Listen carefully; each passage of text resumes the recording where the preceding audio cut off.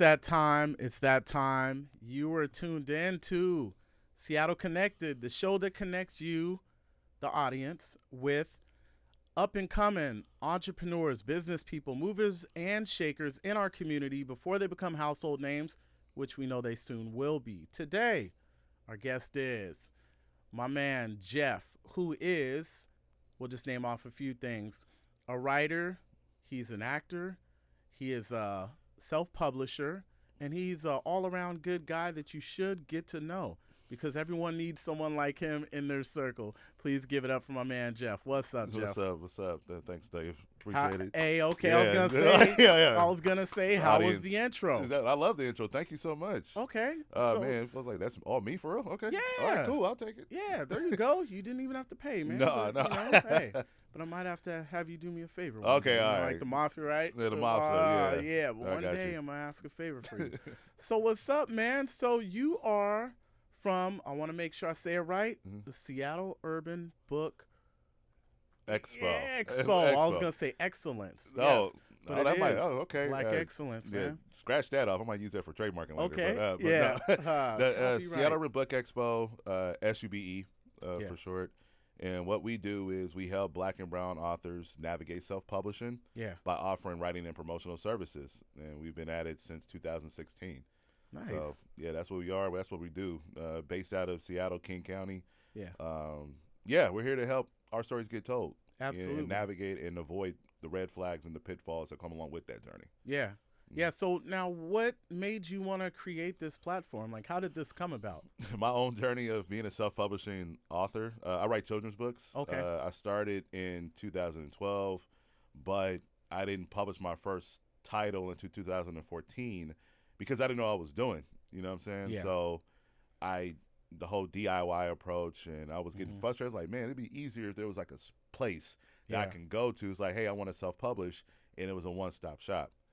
And during that journey of after I published my first book, which is The Family Jones and the Eggs of Rex, which is a children's book, like I mentioned, I ran into a lot of people who was like, how did you do that? How'd you do that? Like, I've been thinking about this book thinking about writing a book for a long time. And as the years passed, I began cultivating my skills to help people self-publish. Right. You know, promoting them, teaching them how to write a story, teaching how to develop characters. Yeah. And throughout the years, that's where we are. That's what I've been doing. Okay, so now were you always a book enthusiast? Were you Nah. that person? Nah. He's like, I'm not even gonna sit there I ain't and gonna lie to you, dog. No, No, absolutely not. I've been a creative. I didn't realize what I was until recently, but I've always been an artist and a creative. Yeah. I started off with sports. I thought sports was my way out. Sports was my way to be successful. Football. And What position? nose tackle. Okay. Defensive tackle. Yeah. And went to school in California, played down there, got hurt, and when I was at home, I was watching The Lion King, and I remember that's one of my all-time favorite animated films. Yeah, it's classic. And after I finished watching it, then I turned it to a channel. It was Spike TV. I don't know if you remember that. It was way back in that Spike TV. Yeah.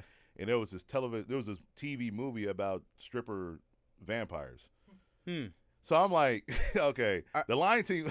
now, hold on. I have to cut you off and say I think that's the first time that I've heard someone mention strippers and vampires in the same breath, the same sentence, but continue. All right. It was in a movie, and it starred homie that was in Highlander, Lorenzo Lamas. Yeah. So he was in a movie about stripper vampires, and I'm sitting at home nursing my shoulder like, if this movie made it on TV, I can write something to get it on TV. Yeah, inspiration. And then that's what sparked me wanting to write. What made me want to write children's books is I have a daughter. Okay. At the time, she was 4 years old. She wanted a dinosaur book. Yeah. And so we went to the Barnes & Noble in Tukwila. And at the time, there weren't many children's books that had our faces on it. Right. So when I'm looking on the shelves, I didn't see my daughter anywhere. And that's where I got the idea to write my book. Yeah. The Family Jones. What's your daughter's name? Jocelyn. Jocelyn? Yeah. Shout out to Jocelyn. Yeah, shout out Jocelyn. Yeah. 14-year-old superstar. So, there you go. 14. So now what in your spare time, what books do you usually gravitate towards? Like when you do have spare time, like, or you just like whatever kind of catches your eye? Because me personally, I I've always really been into biographies. Mm-hmm. I've always been able to find like something in someone's journey that I can apply to my life, where I say that's kind of familiar. I like how they overcame that, or that was kind of cool. Or Mm-hmm. so what are the ones? What are your go-to type of books? Right now, it's business books, Mm-hmm. like like niche business books, like marketing, speech, because I want to get better. Yeah. Because now that I have a responsibility with my organization and the people who invest their time, money, energy to my organization, I want to make sure I'm on top of my game for them. Yes. Luxury, like me chilling.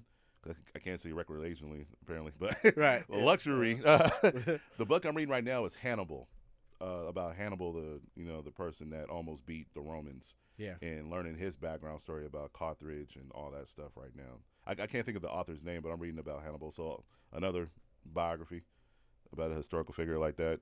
And I'm like you. I like reading about prominent, like powerful people from the past, because I was also reading a book. It's called The Black Count, and it's talking about Thomas Alexander Dumas, who's the father of Alexander Dumas, who wrote The Count of Monte Cristo, The Three Musketeers, and he was African. So to find out that one of the most prominent writers of history was a French black man, and his family is a French black man who wrote these classic tales that still people adapt to this day. Yeah. That was a powerful story to learn about his father, who was a French general in Napoleon's army. Yeah. So that's what I'm reading right now. So that's amazing. Yeah, interesting stuff. That is interesting, man. Yeah. Now, what struggles, if any, have you encountered, like becoming a writer? Because some people think it's kind of an overnight thing, like, I know how to write, I'm a writer. Yeah, it's right? like, yeah, but because I know there's a lot of behind the scenes things, and there's a business side to it. So what struggles have you encountered where you were like, damn, I didn't think about that? Or okay, back to the drawing board as far as you being your own writer and trying to self-publish.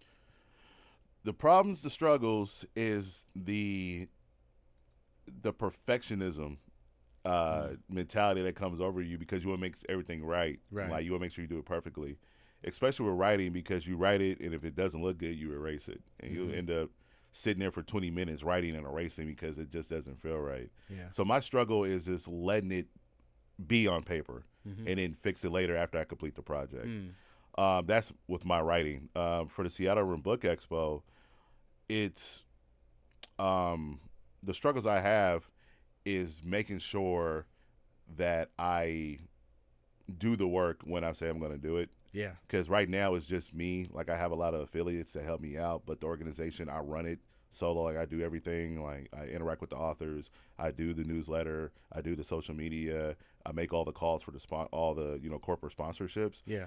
And I want to make sure that I maintain my word with every single person by making sure I do what I do in the timely manner that I say I'm going to do it. It's my integrity. Yeah. So that's why I'm starting to really monitor how often I say yes to people. It's not because I don't want to work with them. I just don't want to shortchange them. You want to make sure you can deliver. Exactly. Right. And I've been struggling that with a lot lately too. So that's why I've really taken time recently to buckle down and make sure my schedule's on point. So I give everybody I interact with who believes in the product with the Seattle Urban Book Expo 100% of my ability.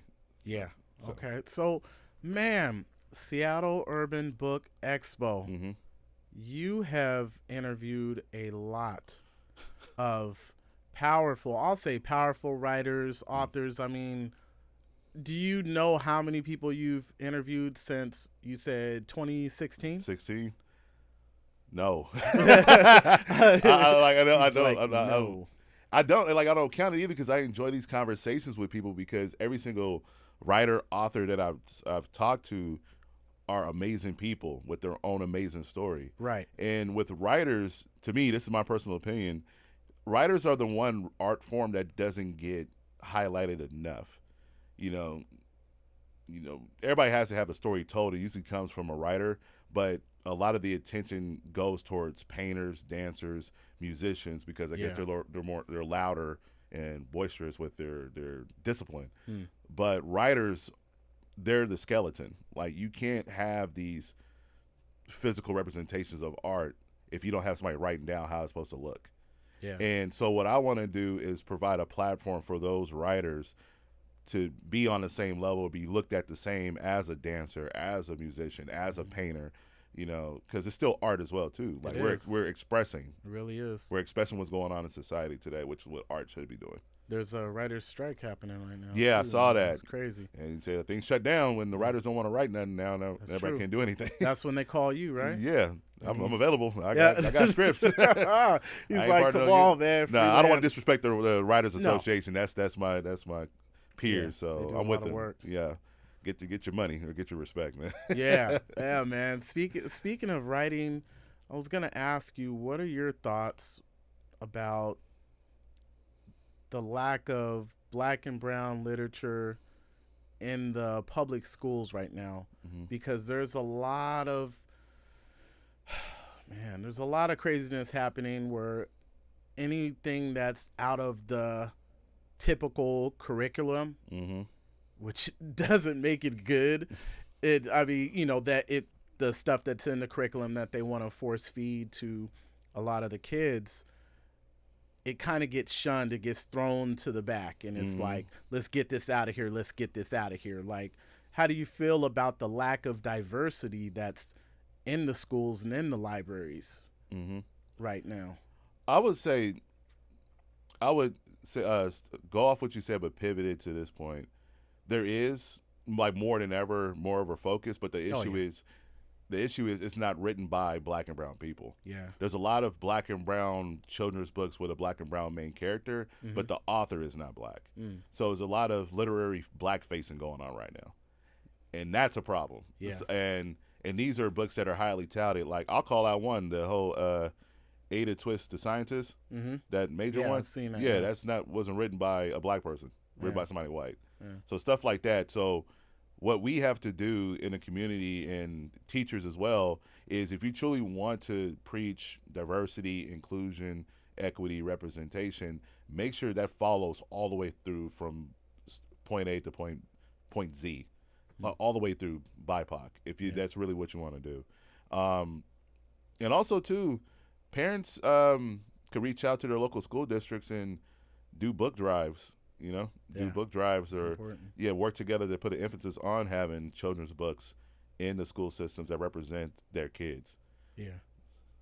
Yeah, that's important, man. Yeah. And I think today there's no shortage of ways that you can reach out to these people, these outlets, and do your own research. Exactly. Yeah. You don't have to just be limited to what's at your local library or what the books that your parents had and they got from their parents and so on. There's so many outlooks, and there's so many dope, man, authors out there.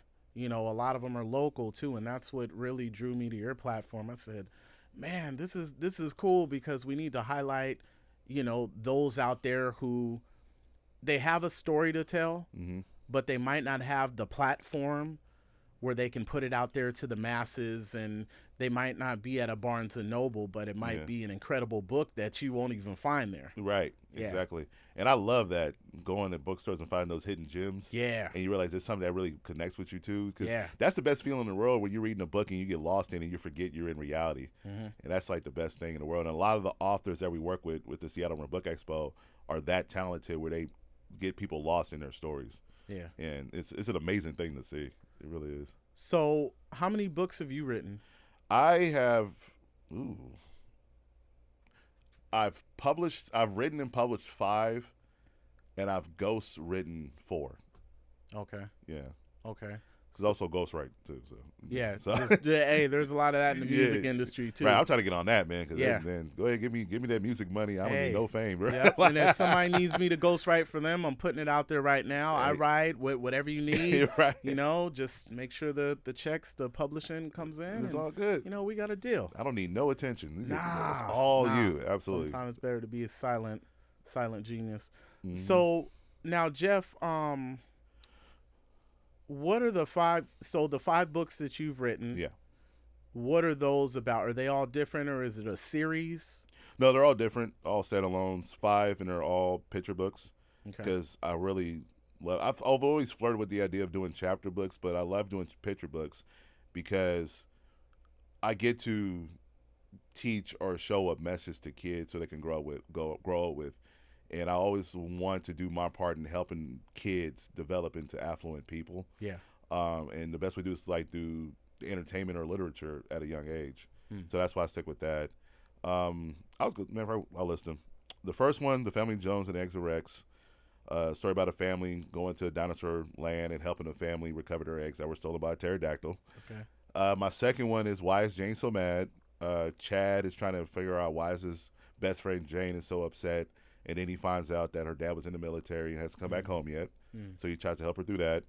The third one is High Blue Sky. High Blue Sky was a poem I wrote because I lost a friend when I was 7. She drowned, and I didn't know that she was gone until I came home. I grew up in the CD. I came home. Yeah, shout out to the CD. Yeah. I grew up in the CD too. Shout out to the CD. CD, yeah. 30th and Cherry. This was okay, 30th and Jackson. Okay, what's up? Good. Yeah. All right. I know some of the same people, same families. Oh yeah, we're probably connected. Come on, man. I'm sorry. Yeah, no worries. And when I found out that my friend was gone because I saw her face in the facts, in the obituary section, and then that's when they told me that she drowned. And it stuck with me all these years. So when I turned like 34, 35, I wrote a poem to her to say goodbye. And then I realized I don't really see too many children's books about grieving. So I turned that poem into a book of High Blue Sky, which is a book about grieving for kids. That's 3. Number 4 is What Happened with Charlie McClare. And that story is about a bear teaching a bird the consequences of judging other animals by their appearance. And that was off the heels of the whole Trayvon Martin, Mike Brown, and because I remember somebody, I don't know if it was the interview that the cop did who killed Mike Brown, but he said that he looked like a big bear. And I don't know if that was him. I'm convoluting it, but I got that reference. I was like, wow. So this grown man is calling this teenager a bear. It was probably worse than that. Yeah, it's probably worse than that. Call him a bear, so that's what motivated me to write What Happened with Charlie McClare, the judgment of other animals by her appearance. And so that's a book about understanding and like not being discrimination. And my last book is The Principle of Justice. It's about Princess Nubia helping the Hippo King find his crown that he's accusing the Crocodile King of stealing. And it's based off the Mayat series that I collaborated with Melanin Origins, which is a children's book publishing company based out of Fort Worth, Texas. Okay. So that's my whole rundown. That's the rundown, right? Of all my books. So far. Yeah, you're just getting started. Yeah, I got many more to go. So now, what is your ultimate goal for the Seattle Urban Book Expo? Where would you like to see this platform go in the next few years? Next few years, I want to create a virtual hub where Black and brown authors can visit and get all the tools and resources they need to publish their book without me having to physically be there. Whether it's video modules, virtual workshops, opportunities to network and connect with authors throughout the whole. I want to make this regional, so like West Coast, like Washington, Oregon, California, West, y'all. Yeah, start off there, build it up like that. And with my events, I want to make it like a traveling circus where the S.U.B.E goes to different cities and different states, and we give opportunities for the Black and brown authors in that spot an opportunity to showcase their work through events too. Yeah. And I was going to mention it a little bit. We have an event coming up on May 27th, which is a Children's Book Day, which we're partnering up with Town Hall Seattle, which we're going to have 16 Black and brown children's book authors there, showcasing all their stories for families. Yeah. Sorry, where is that going to be at? At Town Hall Seattle, and the address is 1119 8th Avenue. It's off of Seneca Street. Yeah, second time doing it. We did the first one in December. It went really, really well. So we're bringing it back, and we're going to have 16 Black and brown authors there. Different types of books. We're partnered with the Seattle Seahawks. We partnered up with Acts on Stage, Reading Partner Seattle. We got all these people that's going to help put a platform for Black and brown children's books, actually written by Black and brown people. Is Seattle Connected, everyone's favorite podcast? Yeah. Is Seattle Connected invited? Yes. That's what we want to know. Oh, we need y'all there, man. Okay. We need Seattle Connected there, absolutely. We got you. Need all the love there, absolutely. No doubt. Now, I got to ask you this question. Yeah. When it comes to books, Digital or physical? Physical. Ooh. And I like how you answered that. Yeah. You didn't even have to pause. Yeah. Like, yeah. Yeah. Nah, I was like, there's something about sitting there, open up a page, and you Yes. smell the page. Yes. And you're reading the words. It does something to your brain. Come on. And, like, you get lost in it. Yes. I tried Kindle. I can't do it. It's not the same. Not for you. It's not the same. I need my imagination activated. And the best way to do that is by reading a physical book. Because there's history behind it. Yeah. You know what I'm saying? So, yeah, that's just me. So I'm the same way, man. And I'm the same way with books, and I was the same way with vinyl and CDs. Like, it's just something about, like you said, opening it, holding it in your hands. And now, what about audiobooks? I could do audiobooks, only like business self-help books, though. Yeah. Not fiction. I can only do, like, the last audiobook that I listened to was David Goggins, Can't Stop Me. David Goggins is like a military motivational speaker, Hard Life, and yeah, that's the thing I listen to, David Goggins' autobiography. Yeah. But I can't do fiction. I can't listen to Harry Potter on audio. I can't do it. Nah, you can't do it. Ain't the same, dude. You'll get through like 3 minutes. You're like, I'm not doing this. I can't, bro. No, I need the book. I need to see the words, book. fam. Yeah. Yes. Come on. Yeah, because one of my processes, too, with reading a book, if there's a word that I do not know, I highlight it and look it up later. So if I hear it on an audiobook or digital, it's not the same thing. It doesn't help me learn. So. Okay. So you have the event on the 16th? The May 27th. May 27th. May 27th. Okay. Children's Book Day, BIPOC children's book authors, showcasing their book. It's free for everybody to go to. Okay. Free for attendance from 12 to 4 p.m. Like I said, we're going to have 16 authors. We're going to have the Seattle Seahawks mascot Blitz. Yeah. He's going to make an appearance. We're going to have the Double Dutch Divas there doing their thing. We're going to have a Kid Ink face painter. So if you got kids that want to get their face painted, come through. We're going to have snacks. We're going to have. Nice. Yeah, it's going to be a whole event for the family. For the whole family. Anybody. Yeah. And we got Reading Partners Seattle there too, helping kids.